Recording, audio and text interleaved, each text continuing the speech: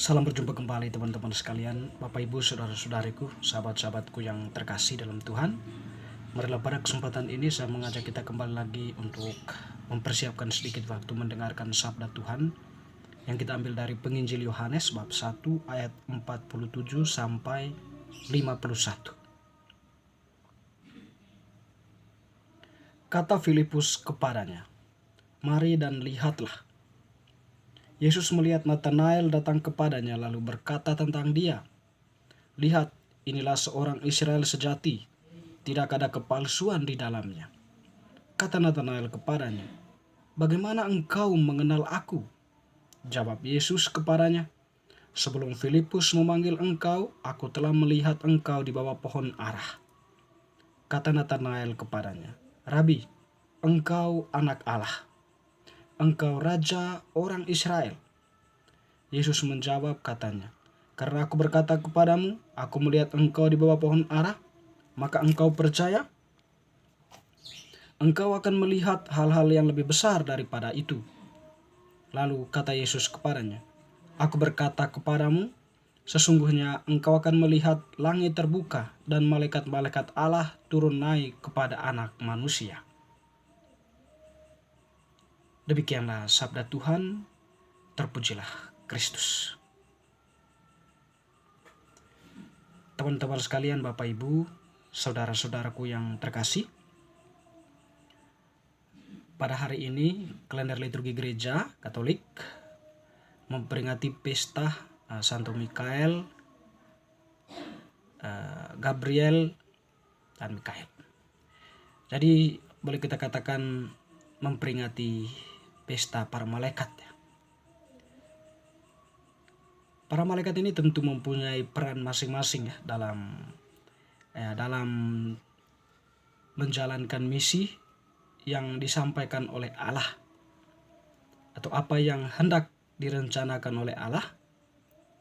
Para malaikat ini senantiasa bersiap sedia untuk mewartakan atau melakukan apa yang menjadi kehendak atau perintah Allah.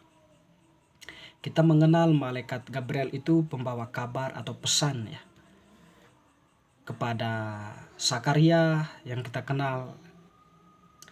Ketika Sakaria berada dalam ruang Maha Kudus, malaikat Gabriel menampakkan diri kepadanya lalu menyampaikan berkaitan dengan kelahiran Yohanes Pembaptis, dan juga kepada Bunda Maria ketika Allah berencana menyelamatkan manusia. Kepada Maria disampaikan berita itu bahwa Maria akan mengandung dan melahirkan seorang anak manusia yang akan menyelamatkan manusia. Dia adalah Yesus. Dan juga ketika menampakkan diri kepada Yusuf serta penampakan-penampakan lainnya.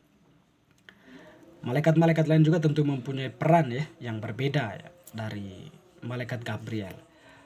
Mungkin garis besar yang hendak kita pelajari dari hal ini adalah berkaitan dengan kesetiaan para malaikat.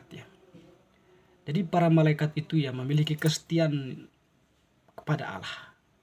Jadi mereka setia mendengarkan Allah dan setia menyampaikan apa yang menjadi kehendak Allah kepada manusia atau kepada salah satu atau kepada tujuan yang hendak dicapai atau kepada sesuatu yang mau disampaikan. Jadi kesetiaan para malaikat ini bukanlah kesetiaan yang samar-samar kesetiaan karena kepentingan, tetapi kesetiaan mereka itu tulus, kesetiaan yang murni, kesetiaan yang hakiki. Jadi mereka tidak mempunyai kepentingan apa-apa. Mereka tidak mempunyai sesuatu yang harus dibayar oleh Allah. Tetapi benar-benar bahwa itulah tugas mereka dan itulah yang mereka lakukan. Dan teman-teman saudara-saudariku yang terkasih, kesetiaan para malaikat ini sekiranya kalau menjadi pelajaran untuk kita juga hendaknya setia pada Allah. Kesetiaan itu akan melahirkan hal-hal yang baik. Kesetiaan itu akan memberikan sumbangsi positif ya bagi kehidupan kita masing-masing. Teristimewa kalau kita setia kepada Allah. Jadi kesetiaan kepada Allah, karena iman kita itu menuntut kita atau mengarahkan kita pada kebaikan, di mana dengan kesetiaan itu kita mempunyai hati atau kita membuka hati akan kehadiran Allah, Allah yang berbicara kepada kita, lalu kemudian melakukannya itu dalam kehidupan sehari-hari, atau pancaran kesetiaan kita kepada Allah itu diwujudkan di dalam proses kehidupan kita, baik di lingkungan keluarga, suami istri setia dengan janji perkawinannya, di lingkungan masyarakat kesetiaan terhadap kebijakan-kebijakan di lingkungan masyarakat, nilai-nilai budaya, nilai-nilai sosial, nilai-nilai yang memang semuanya itu menjadi landasan hidup bersama, maupun kesetiaan dalam lingkungan pekerjaan. Jadi setia melakukan pekerjaan itu dengan penuh tanggung jawab tanpa ada motif-motif yang memang mengaburkan eksistensi atau hakikat dari kesetiaan itu sendiri. Dalam hubungan dengan, kalau kita berbicara tentang kehidupan kita sebagai orang yang dibaptis dan terpanggil, baik sebagai terpanggil dalam hidup berkeluarga maupun terpanggil dalam hidup membiara atau menjadi imam ya, menjadi bruder, menjadi suster, kesetiaan itu menjadi salah satu poin penting yang ditekankan.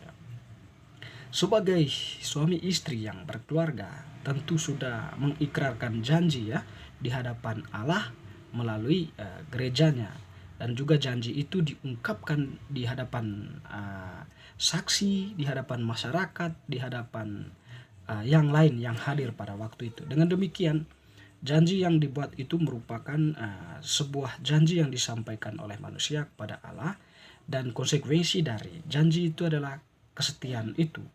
Meskipun ada banyak persoalan yang dihadapi, ada banyak tantangan, tetapi kesetiaan itu tetap berlaku di sana. Kesetiaan itu menuntut tanggung jawab. Jadi kesetiaan itu menuntut kepekaan. Kesetiaan itu menuntut kesiapsediaan.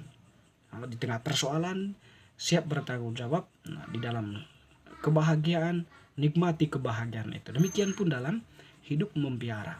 Jadi dalam kehidupan membiara, secara khusus untuk para biarawan-biarawati, mereka mengikrarkan apa yang salah satu poin penting di sana itu adalah kaul kesetiaan. Di samping kaul kemiskinan dan kaul kemurnian, ada kaul kesetiaan. Mereka mengucapkan itu ya ketika mereka hendak mengikrarkan kaul kekal. Jadi kesetiaan kepada Allah. Dan juga kalau dalam imam-imam projo, mereka menghayati itu dalam kehidupan imamat mereka. Dan kesetiaan itu juga menjadi poin penting bagi mereka. Jadi setia kepada pimpinan mereka sebagai bentuk kesetiaan mereka kepada Allah. Jadi kemanapun mereka diutus, ya mereka harus pergi. Mereka setia menjalankan tugas dan tanggung jawab yang diberikan kepada mereka, tanpa ada sebuah kepentingan, tanpa ada motif-motif tertentu, atau tanpa ada embel-embelnya. Mereka pergi saja. Jadi kesetiaan itu memang kalau saat ini memang sangat sulit ya. Oleh karena itu doa itu menjadi poin penting. Kesetiaan itu menjadi poin penting yang memang kemudian satu hal yang harus dilandasi oleh doa. Doa itu menjadi kekuatan ya dalam menjalankan tugas kesetiaan itu. Tanpa doa kita akan terjebak juga di dalam kesetiaan-kesetiaan palsu. Karena itu ya kesetiaan itu memang juga harus diimbangi dengan hidup doa. Terus refleksi dan juga berbagai hal-hal tindakan-tindakan rohani yang menuntun kita untuk setia berpegang teguh pada janji kesetiaan yang telah kita ucapkan. Semoga bacaan hari ini belajar pada malaikat yang setia kita semakin setia dalam iman, dalam berkeluarga, maupun dalam kebijakan-kebijakan masyarakat yang mementingkan kepentingan umum. Semoga. Amin.